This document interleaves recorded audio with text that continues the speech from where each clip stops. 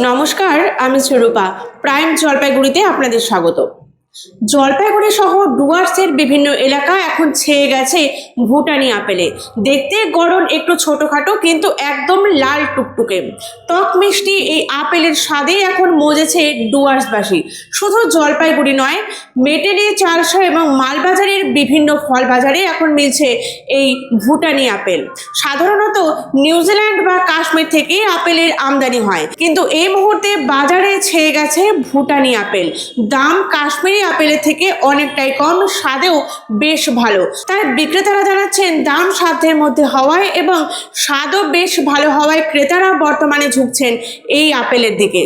বাজারে নিয়মিত ফল কিনতে আসা এক ক্রেতা জানাচ্ছেন যে একদিন বাড়িতে এই ভুটানি আপেল তিনি নিয়ে গিয়েছিলেন। বাড়ির লোকের স্বাদ এত ভালো লেগেছিল যে তার পরের দিনই তিনি আবার সেই আপেল কিনতে চলে এসেছেন।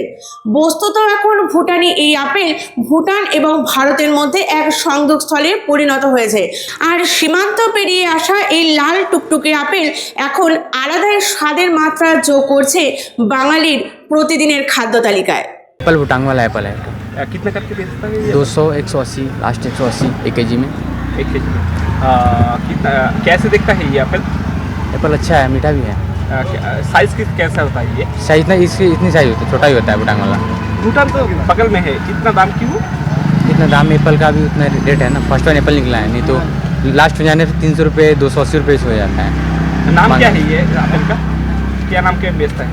नाम है भूटांग एप्पल नाम से बेचता है। तो छोटा है, छोटा है, हाँ छोटा है। तो भूटान का किधर पे होता है ये एप्पल, आपको पता है क्या? उतना तो पता नहीं भूटांग कहाँ आप लोग भूटान बोल के बेचते हैं? भूटांग में बेचते हैं।